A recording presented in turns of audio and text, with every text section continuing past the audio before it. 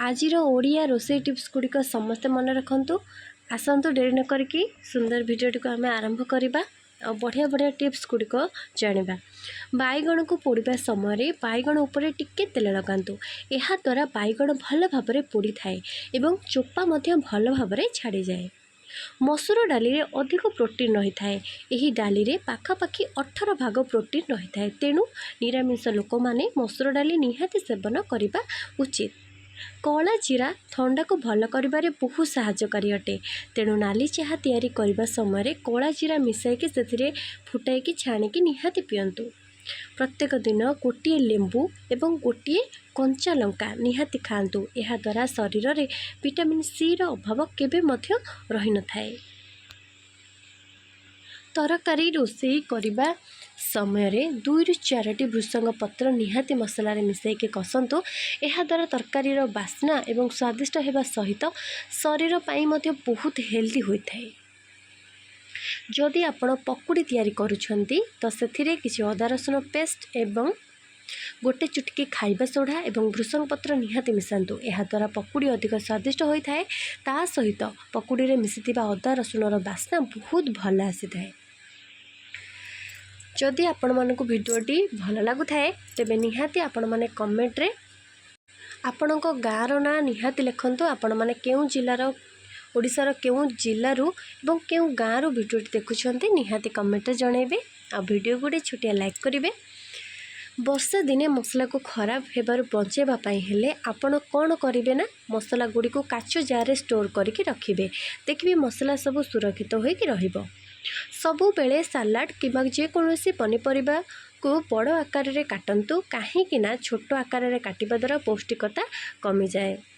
जदि आपण पनीपरिबा सिझाउछंती ताहाले पनीपरिबा सिझा पानी को न फोपाड़ी आपण तरकारी किबा डाली रे मिसाई दियंतु। काहेकि ना सही पनीपरिबा सिझा पानी रे बहुत विटामिन रही थाए। प्रेसर कुकर रे खाद्य बहुत शीघ्र तैयारी होता है। तेणु आपण जहाँ भी रोषे करुछंती प्रेसर कुकर रे ही रोषे करंतु। यह द्वारा आपणकर गैस एवं समय दुईटी जाक बंची थाए। बेसन लड्डू तैयारी करबा समय रे बेसन रे किछि मुग डाली को गुंड करी मिसाई दियंतु। यह द्वारा लड्डू आहुरी अधिक स्वादिष्ट होता है। बिरियानी तैयारी करबा समय रे बिरियानी उपरे किछि केसर मिसा क्षीर सहित 2 चम्मच देसी घी मिसाइबा द्वारा बिरियानी स्वाद आहुरी अधिक बढ़ी जाए। लेंबुरु अधिक रस बाहर करबा पई हेले लेंबू को गरम पानी रे किछि समय पई रखी देले लेंबू चुपुड़ी देले रस अधिक मात्रा रे बाहरी थाए। जदि रसुण को 1 ରୁ 2 वर्ष पर्यंत सुरक्षित रखिया पई चाहुचंती आपण माने ताहले गोटे काम करंतु। माठिया किंबा जेकोसी माटी पात्र रे रखी देकी तार मुह को बंद कर दियंतु। यह द्वारा रसुण अधिक दिन पर्यंत फ्रेश रहिबो। आपण माने 1 ରୁ 2 वर्ष पर्यंत रसुण को स्टोर करिकी रखिकी यह को व्यवहार करि परिबे। भेंडी को प्रथमे तेल रे भाजिकी रोषे करंतु। एपरि कले भेंडी लालुआ होई न थाए एवं भेंडी को ढाकुनी घोड़ाई के रोषे करंतु नाही। काहेकि ना ढाकुनी देले भेंडी अधिक चिपचिपा होई थाए। सजना सागरे गाजर ठारू मध्य 10 गुण अधिक बीटा कैरोटीन मिली थाए। जहाँकि आपणकर आखि त्वचा एवं रोग प्रतिरोधक पाई बहुत लाभदायक होता है। तो प्रत्येक मनुष्य मानक सजना साग निहाती सेवन करबा उचित। सप्ताह रे निहाती 2 ରୁ 3 थर सजना साग निहाती समस्ते खाइबा उचित। यह को आपण माने भजा किंबा खरड़ा करके खाई परिबे। मुग जाई मध्य सजना साग रे मिसेकी खाली तार टेस्ट भल लगे और तार पोषक तत्व मध्य बढ़ी जाए। क्षीर को सब बेले कम आंच रे फुटांतु। एपरि कले क्षीर बहलिया हेबा सहित मलाई अधिक मात्रा रे बाहरी थाए। बेसन रे आपण जेकोसी रेसिपी तथा पकुड़ी पकोड़ा जहाँ भी तैयारी करुछंती सेथिरे निहाती जुआनी मिसाई दियंतु। यह बेसन रे थिबा भारीपण को दूर करे एवं यह को हल्का करिथाए जहाँकि अधिक क्रिस्पी लगे। सालाड रे सबु बेले संधेव लुण उपयोग करंतु। यह द्वारा सालाड टेस्ट आहुरी 2 गुण बढ़ी जाय थाए। जदि तरकारी रोषे करबा समय रे तळु लागे कि पोड़ी जाए ताहाले आपण तरकारी को न फोपाड़ी कि आपण सेथिरे 2 चम्मच दही की मिसाई देबे। एपरि कले तरकारी रे पोड़ा वासना एवं पोड़ा स्वाद आसी न थाए। लेंबू रस बाहर कर सारिबा परे आपण लेंबू को फोपाड़तु नहीं कहीं लेंबू चोपा को खरारे सुखाई ताको गुंड कर गोटे काच जार रखी दिंतु जिते बेले आपण बासन सफा करुछंती सेते बेले ही लेंबू पाउडर एवं किछि डिटर्जेंट बा वाशिंग पाउडर मिसेकी माजी दिंतु देखिए बासन पूरा नुआ भली चकचक करिबो। कलरा खाई सारिबा परे तुरंत क्षीर दही मूला भेंडी एवं आंब सेवन करंतु नहीं यह शरीर पर बहुत क्षतिकारक होता है। आचार तैयारी करबा समय से किसी विनेगार मिसाइबा द्वारा आचार पूरा वर्ष वर्ष रही थाए खराब होई न थाए फिंपी धरी न थाए। आपण अधिकांश समय लेंबू पानी सेवन करंतु प्राय समय लेंबू पानी पीवा द्वारा मनुष्य जवान रहे ता सहित त्वचा मध्य ग्लो करे एवं शरीर को इंस्टेंट एनर्जी मध्य मिली थाए से समस्त को लेंबू पानी निहाती पीवा आवश्यक।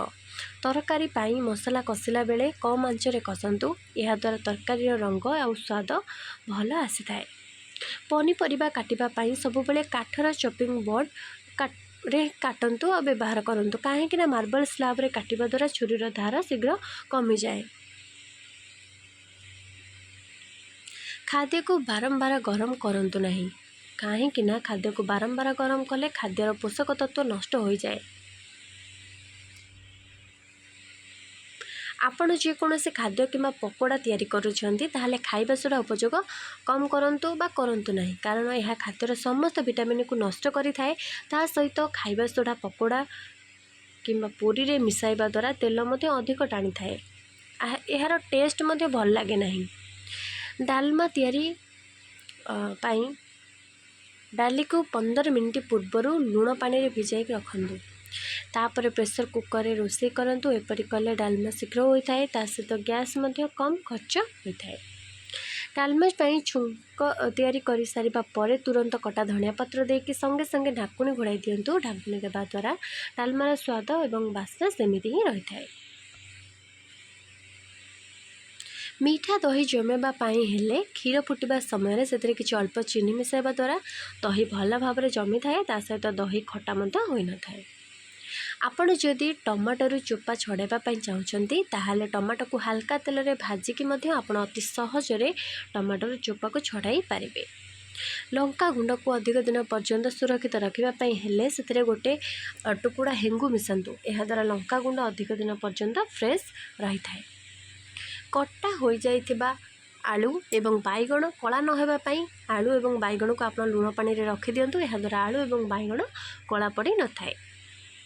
परोटा पूरी किंबा रुटी तैयारी करबा समय रे अटारे किछि सिझा आलू क्षीर एवं किछि तेल मिसाइबा द्वारा परोटा पूरी किंबा रुटी नरम हेबा सहित फुला फुला मध्य होई थाए।